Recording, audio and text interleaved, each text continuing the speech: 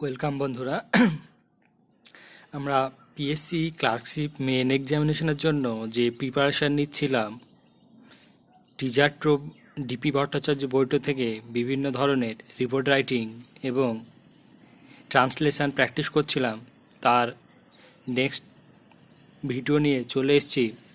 তো তোমরা সবাই জানো যে এই মাসে অর্থাৎ আমাদের জুলাই মাসে পিএসসি ক্লার্কসের প্রিলি রেজাল্ট বের হবে এবং এই করোনা মহামারীতে সরকারি চাকরিতে যে ভাড়ার টান পড়েছে, সেটা একমাত্র আমাদের বেকারদের একমাত্র এখন যদি কিছু হয়ে থাকে একটা, তো সেটা হলো পিএসসি ক্লার্ক।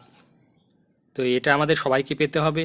এটা তোমার আমার জন্য শুধুমাত্র একটা সিটি দরকার। সেখানে বর্তমান পত্রিকা বিভিন্ন সময়ে বিভিন্ন রকমের কথা বলছে, কখনো বলছে 2000 সিট, কখনো 4000 সিট। তো সেদিকে কান না দিয়ে আমরা শুধুমাত্র আমাদের প্রিপারেশনটাকে চালিয়ে নিয়ে যাব এবং যদি করোনার মহামারীটা একটু সমস্যার কিছু সমাধান হয়ে থাকে, তাহলে কিন্তু আমাদের আশা করা যায় যে সেপ্টেম্বরের মাস থেকেই আমাদের মেনটা হয়ে যাবে এবং 2021 সালের ভোটের আগেই আমাদের নিয়োগটা সম্পন্ন হবে। তো আমাদেরকে সেই জন্য আমাদের প্রিপারেশনটাকে সেই লেভেলে নিয়ে যেতে হবে। সেই লেভেলে নিয়ে যেতে আমাদের কিছু ম্যাটেরিয়ালস দরকার, পড়ার ম্যাটেরিয়ালস দরকার। সেই ম্যাটেরিয়ালসগুলোই আমি সরবরাহ করে থাকব তোমাদেরকে এই ইউটিউবের এই ভিডিওর মাধ্যমে। তো আমরা কথা না বাড়িয়ে চলে যাই টিজার ট্রোপ ডিপি ভট্টাচার্যের বইয়ের বিভিন্ন ধরনের ট্রান্সলেশন এবং রিপোর্ট রাইটিং প্র্যাকটিস করতে। তো আমরা প্রথমে চলে যাব ট্রান্সলেশানে। এর আগে আমরা কিছু ট্রান্সলেশন প্র্যাকটিস করেছিলাম, তার পরবর্তী ট্রান্সলেশনগুলো আজকে দেখব।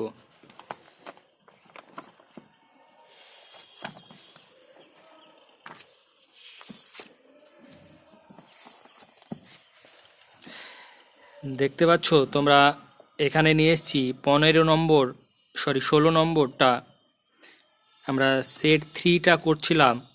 16 নম্বরে দেখো কি বলছে, যে কলকাতা প্রেসিডেন্সি কলেজে মিস্টার ওটের নামে একজন অধ্যাপক ছিলেন। এটা ট্রান্সলেশন করলে কি হবে, কি দাঁড়াবে, যে mister ওটেন was a professor of Presidency college in Kolkata.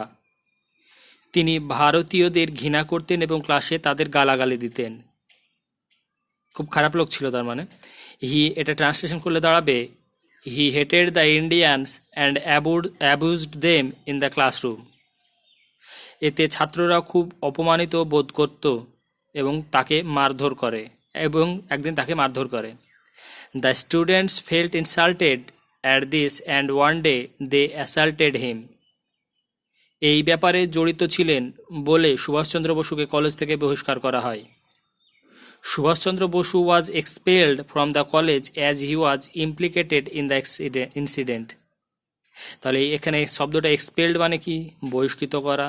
ঠিক আছে, ইমপ্লিকেটেড মানে কি, মানে জড়িত ছিল। ইমপ্লিকেটেড মানে জড়িত ছিল। এক্সপেলড মানে কি, বহিষ্কার করা। তাহলে কি দাঁড়াচ্ছে, মিস্টার ওটন একজন খুব খারাপ লোক ছিলেন, যিনি প্রেসিডেন্সি কলেজে ছিলেন, যিনি আমাদের ভারতীয়দেরকে ঘৃণা করতেন, তাদের আমাদের গালাগালি দিতেন এবং ছাত্ররা একদিন হঠাৎ মানে অপমানিত বোধ করে এবং তাকে মারধর করে। এর জন্য কি করলো, সুভাষচন্দ্র বসুকে বহিষ্কার করা হলো, যে তিনি এই ঘটনায় যুক্ত ছিলেন বলে। ঠিক আছে, এই এই এই ধরনের ট্রান্সলেশন নিয়ে আসবে আমাদের পিএসসি ক্লার্কশিপ মেন এক্সামিনের জন্য। কিন্তু আমাদের রিপোর্ট বা প্রেসি বা ট্রান্সলেশন খুব হাইফাই জটিল ধরনের আসে না। ঠিক আছে, একটু একটু সহজ টাইপেরই বলা যায়। তো তার জন্য আমাদেরকে যেহেতু 1 ঘন্টাতে 6টা মানে রাইটিং লিখতে হবে, এই 6টা লেখা প্রায় যদি আমরা একটাতে মোটামুটি 8 থেকে 9 মিনিট মতো ব্যবহার করতে পারবো, সেক্ষেত্রে আমাদেরকে খুব প্র্যাকটিস দরকার এবং 6টায় আমাদেরকে লিখে শেষ করতে হবে। 6টা না লিখতে পারা মানেই একটা ক্রিমিনাল অফেন্স, অনেকখানি এই কম্পিটিশান, এই সময় যে কম্পিটিশান চলছে সেই কম্পিটিশান থেকে পিছিয়ে চলে যাওয়া। আর আমাদের পিছিয়ে হলে চলবে না, আমাদেরকে সামনে এগিয়ে যেতে হবে।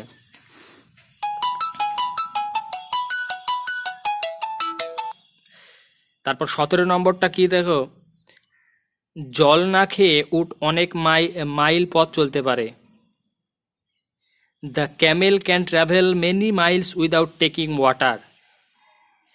পেটে জল জমা রাখতে পারে বলেই উট এভাবে চলতে পারে। It can travel in this way because it can store water in it's বেলি। এরা 6 মণ থেকে 12 মণ পর্যন্ত বোঝা বইতে পারে এবং প্রতিদিন 25 মাইল করে চলতে পারে। It can carry a load of 6 to 12 months and travel 25 miles a day. এরা জল না খেয়ে 3 দিন চলতে পারে। It can walk for 3 days without drinking water. সময় সময় সময় সময় মরুভূমিতে প্রবল ঝড় হয়। Sometimes a violent storm blows over the desert. বাতাস এত বেগে বইতে থাকে যে উট আর এগোতে পারে না। The storm blows so hard that the camel can not advance further. তখন ঝড় শেষ না হওয়া পর্যন্ত এরা বালিতে শুয়ে থাকে। It then lies down on the sand until the storm is over. তো এইভাবে করে আমরা আমাদের ট্রান্সলেশনটা দেখলাম।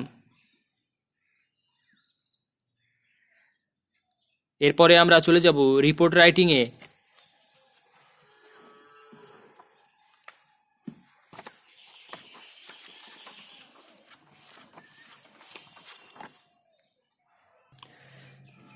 আমরা রিপোর্ট রাইটিং 11 নম্বরটা 10 নম্বরটা আগের দিন করেছিলাম, এখন আমরা 11 নম্বরটা করব। Note the points of information given below and make a short news paper report on it's basis. নিচে কিছু তথ্য দেওয়া আছে, সেই তথ্যগুলোকে নিয়ে আমাদেরকে রিপোর্ট রাইটিং লিখতে হবে। দেখো, টাইম 9:20 AM অক্টোবর। কোথায়? LOC in Kashmir. কী হয়েছিল? Earthquake of 7.6 intensity on the Richter scale, মানে একটা কাশ্মীরে ভূমিকম্প হয়েছিল সেই সম্পর্কিত একটা report. Earthquake of severe intensity rocks Kashmir, এটা হলো আমাদের হেডলাইন। ইসলামাবাদ, নিউ দিল্লি, বারহামুল্লা, 8 অক্টোবর 2005। আমি একটু তাড়াতাড়ি পড়ে দেবো এটা। A severe earthquake of intensity of 7.6 on the Richter scale rocked the sub-Himalayan region, especially Kashmir, this morning at 9:20 AM. Preliminary reports suggest that he quake killed thousands in Pakistan-occupied Kashmir and hundreds on the Indian side. The epicenter of the devastating tremor was in the Pak-occupied Kashmir, where 400 children were killed in 2 schools and 2 apartment blocks. The building in upper middle class area were reduced to rubble. In the northwest frontier province of Kashmir, initial reports suggest 850 have perished, and in Jammu already 300 lives are said to have been lost.